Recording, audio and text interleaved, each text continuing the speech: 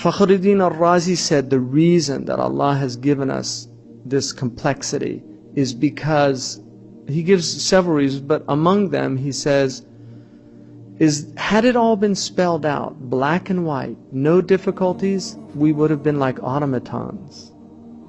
There would have been no diversity. There would only been one madhab, one way of doing things, and everybody had to follow it. That's not human nature. You will never have all of humanity agreeing on any one thing. And so diversity is our nature.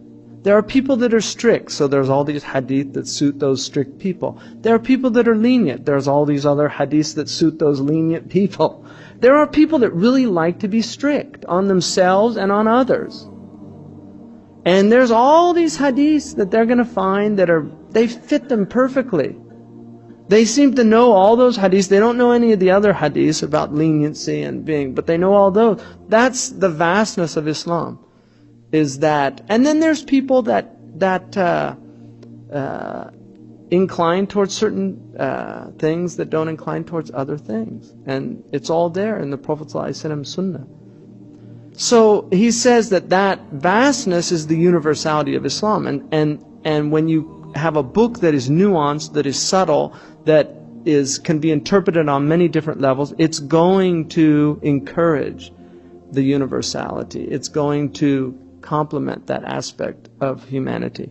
And then he says another important aspect is that everybody wants to prove their point. So when they take a position about something in the Quran, they're going to work really hard to strengthen their position. So it forces a type of study. If everybody agreed on it, people wouldn't be studying. Like today, for the people that were in my Maliki class, I was talking about the difference between the sadl and the qabd. If there wasn't a difference of opinion, everybody would just be doing this and nobody would know why they're doing it other than that's what everybody does.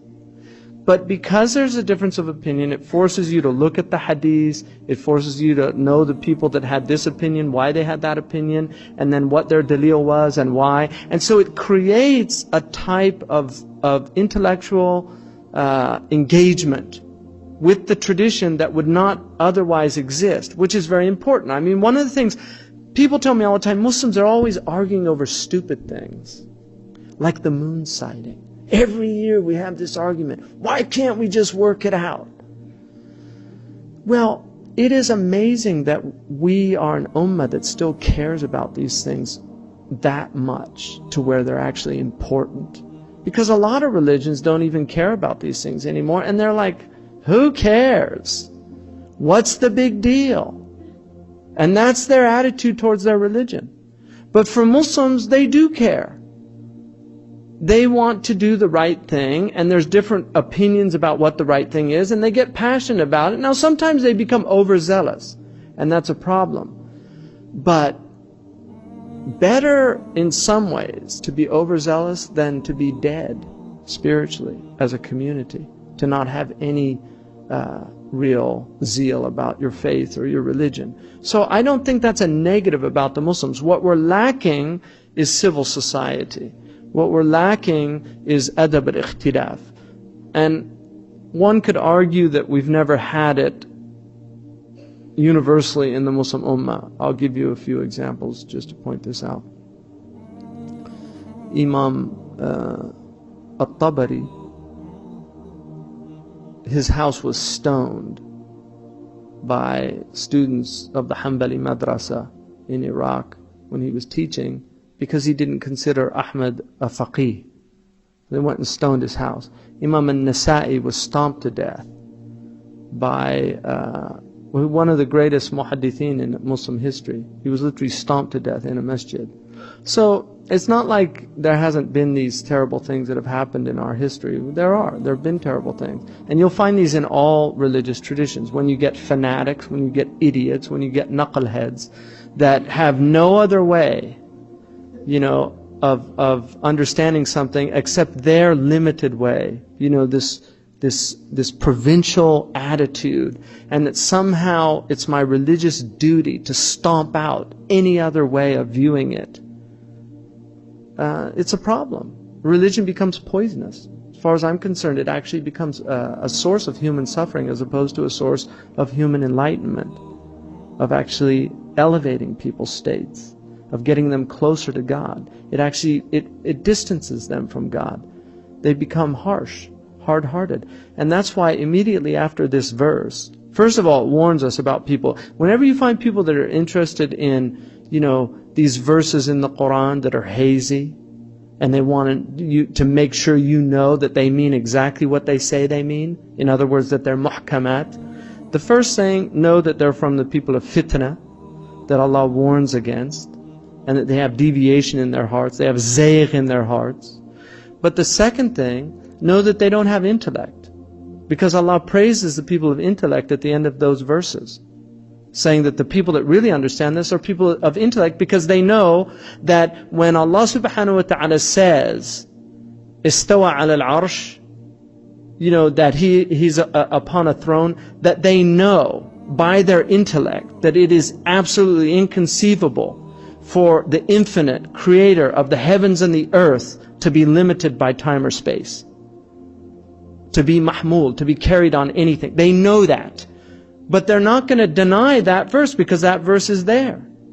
So they say, we believe in it, and we know it doesn't mean what it appears to mean, because with God there is no how.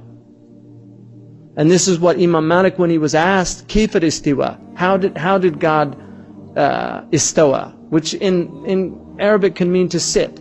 So he asked, how did God do this istiwa? And Imam Malik said, al-istiwa ma'loom. The istiwa is known. In other words, that it's in the Quran. Wal-kayfa ghayru ma'qool. And the how is completely irrational. It's inconceivable. And in a riwayah majhul, it's not something you could ever know what that means. And then he said, وَالسُّؤَالُ عَنْهُ بِدْعَةٌ. And to ask about it is a bid'ah. It's an innovation. Because none of the Salaf asked about it.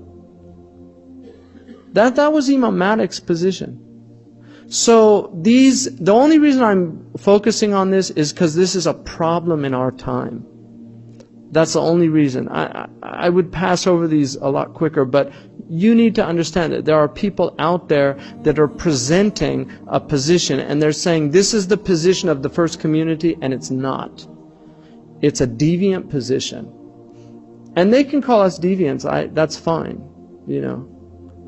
Allah says, I'm gonna settle this on the Day of Judgment. So you're a deviant, I'm a deviant, fine. We'll wait. Let's just act civilly towards each other. I'm gonna pray next to you in the masjid. I'll break my Ramadan fast with you. I'll say Assalamu alaikum, and we'll be friends. You're a deviant, I'm a deviant. But on Yawm al-Qiyamah, we'll see who the deviant is. And I'm willing to wait. I'm willing to wait. But if defending God's vastness is deviancy, I'm willing to be a deviant.